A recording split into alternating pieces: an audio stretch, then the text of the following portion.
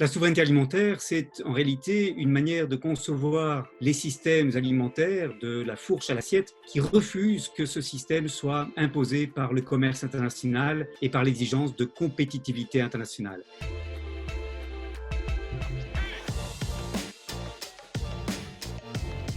Ça veut dire réinvestir dans les chaînes courtes, dans les marchés locaux, dans les liens directs entre producteurs et consommateurs au sein d'une même région. Et cela veut dire diversifier la production au sein d'un territoire plutôt que spécialiser chaque territoire dans la production d'une gamme très limitée de produits.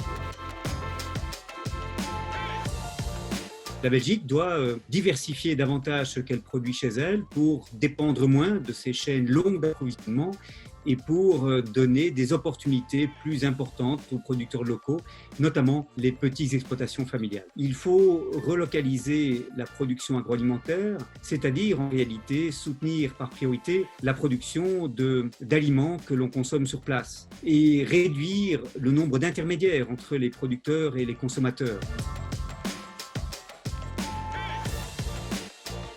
Il faut que les politiques, les gouvernements à tout niveau de gouvernance rendent abordable, facile, la consommation la plus responsable. Il faut aussi que ces gestes individuels soient la source d'une nouvelle norme sociale qui peu à peu fasse école et finalement ait des impacts à l'échelle de la société. Pour ça, les jeunes ont un rôle tout à fait important à jouer comme leader de la transformation en cours. La reconquête de la souveraineté alimentaire et la transition vers des systèmes agroalimentaires durables et résilients ne peut pas dépendre seulement de ce que fait chaque État à son niveau. Il faut aussi qu'au niveau européen, au niveau des politiques européennes, notamment de la politique agricole commune à l'Union européenne, l'on évolue. Il faut que ces stratégies accompagnent ces tentatives de relocaliser l'alimentation qui se développent aujourd'hui principalement au niveau des villes et des régions.